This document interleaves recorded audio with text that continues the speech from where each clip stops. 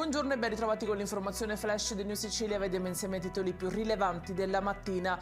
In apertura l'avvertenza ST, saranno circa 2.800 gli esuberi a livello globale. L'ho comunicato ieri l'azienda alla conclusione di un incontro tenutosi in presenza del ministro Urso, degli assessori regionali di Sicilia e Lombardia, dei vertici aziendali e dei rappresentanti sindacali.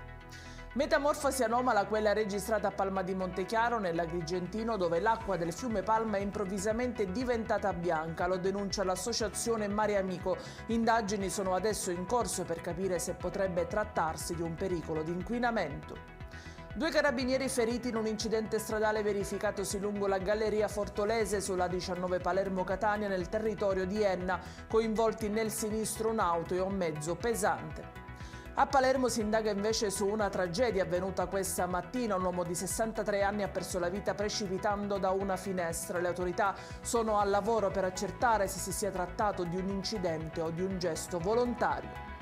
In chiusura l'operazione Curriculum, che ha portato all'arresto di 4 uomini a Catania. Il gruppo criminale era operativo nell'Interland Etneo, operando furti in abitazione, furti d'auto e ricettazione. L'inchiesta è partita da un tentativo di furto in una casa di Belpasso che avrebbe coinvolto un soggetto già noto alle forze dell'ordine.